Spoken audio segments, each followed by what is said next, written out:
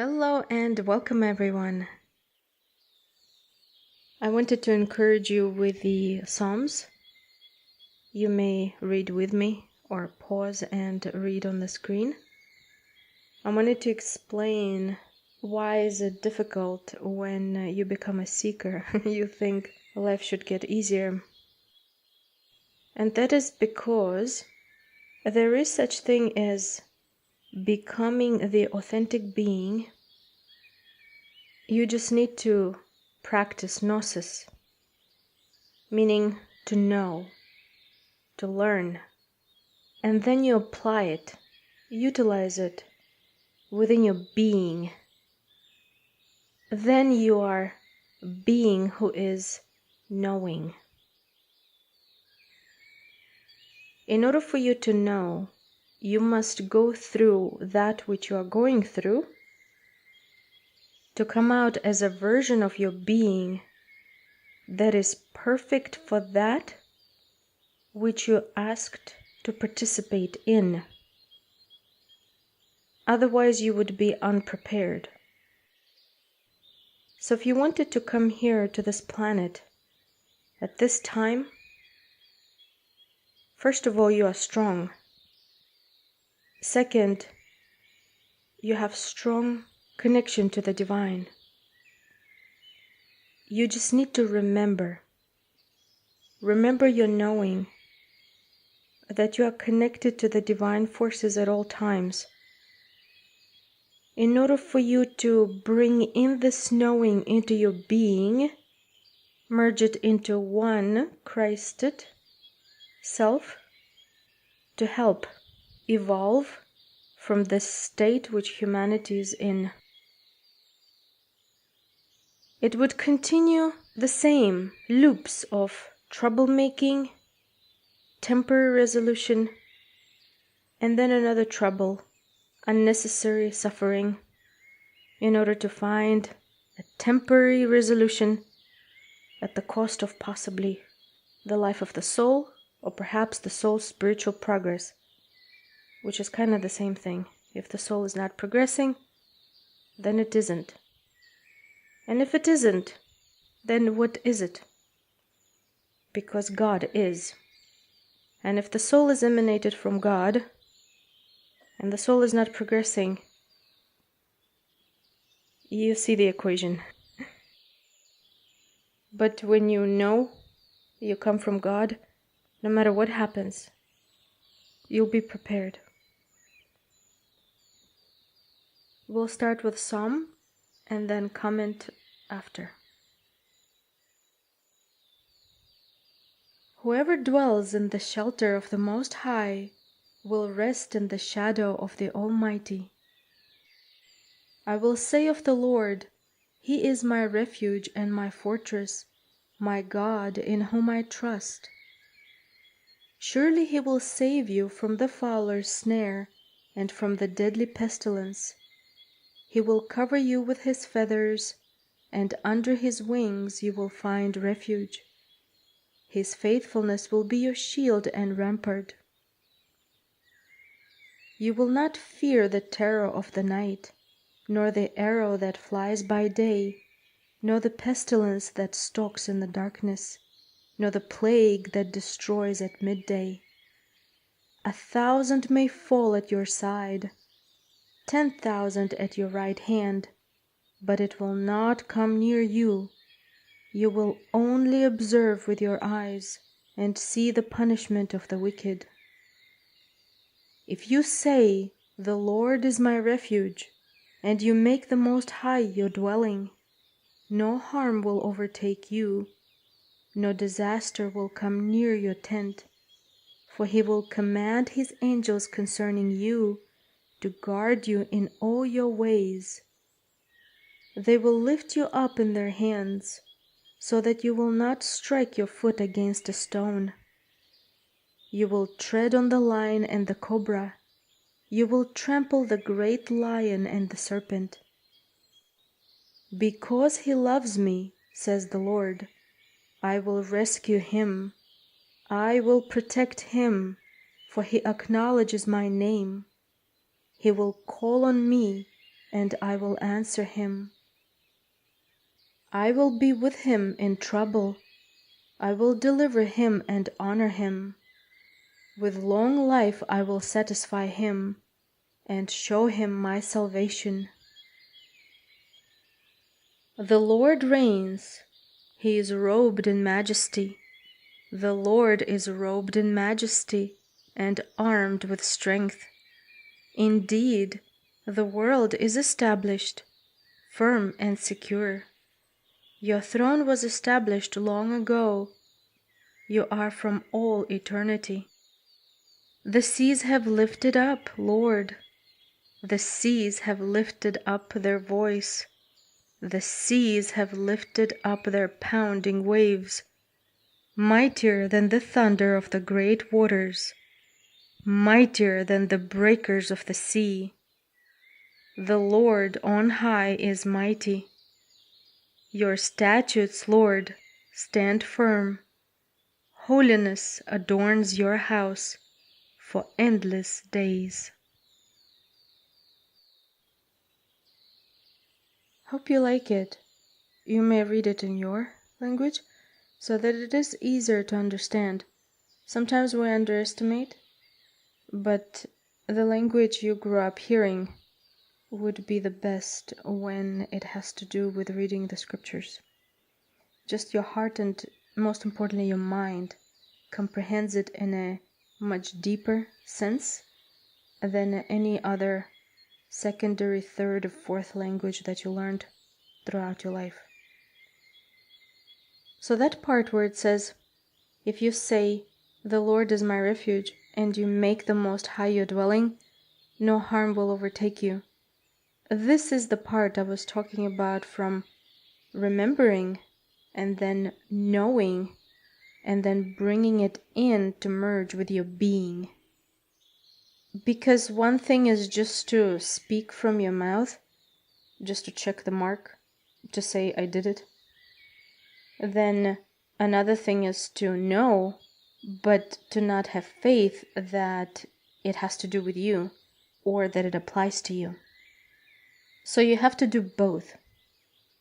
If you are understanding multidimensionally, this has to do with unifying your inner masculine and feminine. Then you'll be like, what are you talking about? Isn't this why we're here? Isn't this what we're doing? Unifying our internal divine masculine feminine into the unity, one, because God is the one and only, the holy, the sacred. In order to comprehend and merge with that understanding, you have to do it from the inner knowing.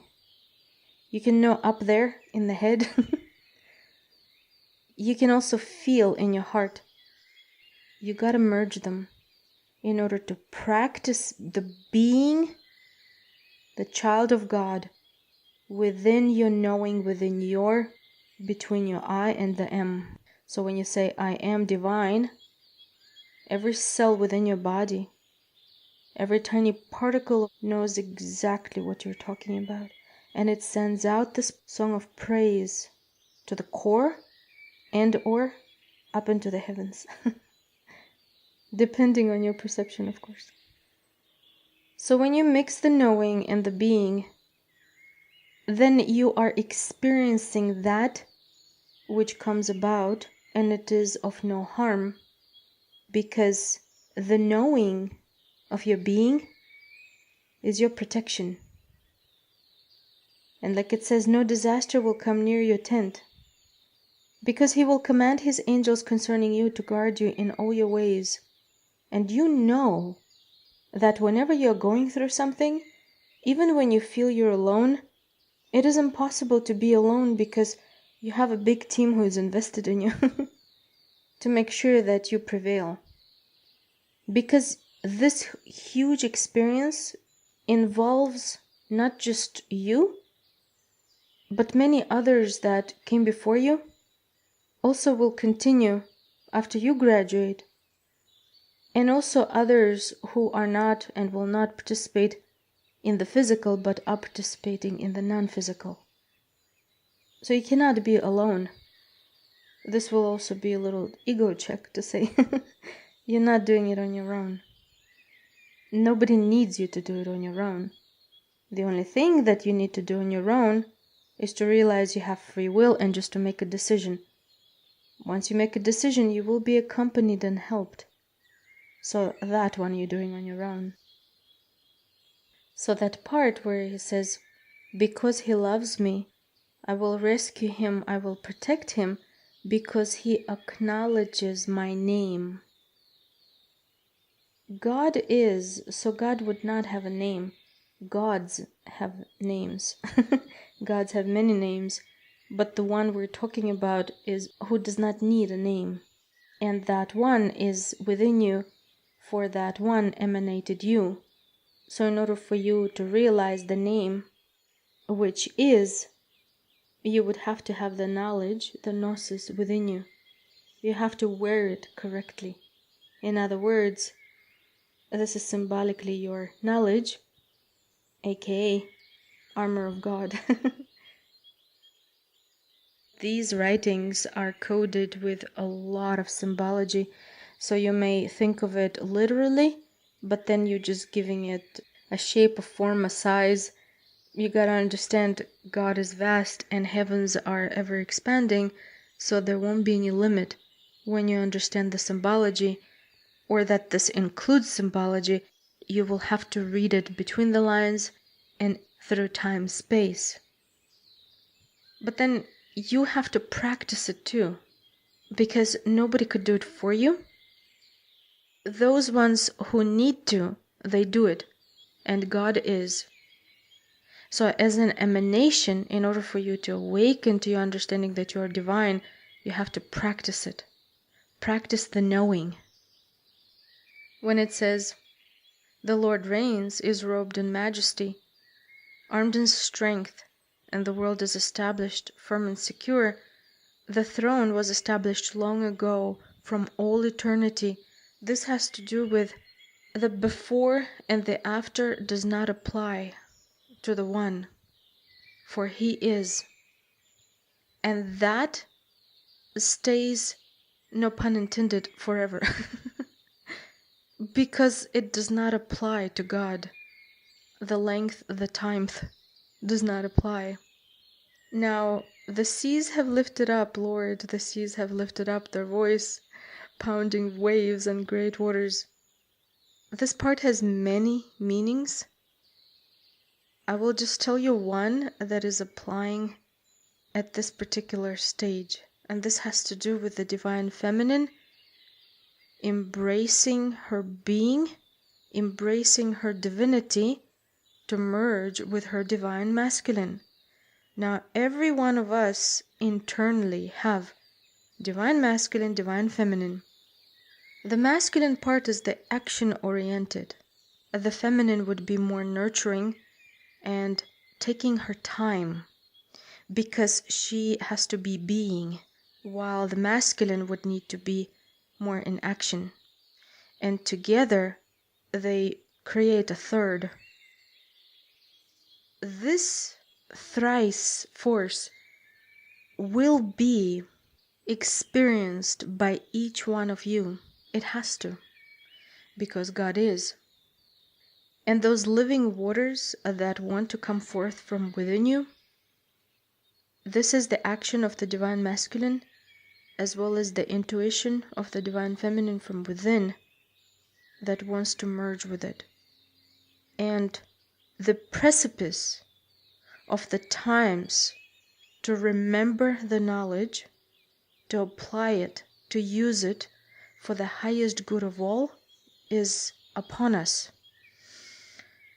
So the world is on the brink of do or don't do. There is no middle. If the world remembers and brings in the feminine aspect of God, when the distorted masculine can heal itself to remember that it is divine masculine, then both can come together and evolve into one, the original. This is the new old. This has been done before. This is nothing new. But these times where it is like labor pains, it is so difficult. It seems like it's taking forever and you don't know what's going to happen. May this psalm help you. May you remember that when you carry the divine within you, both masculine and feminine, within your knowing of your being, your name is written in the book of life forever. And no matter what happens, you are known by God. Therefore, your path is established. It is done. I hope this was helpful and it gave you some encouragement. I want to wish you a blessed day and infinite blessings. Namaste.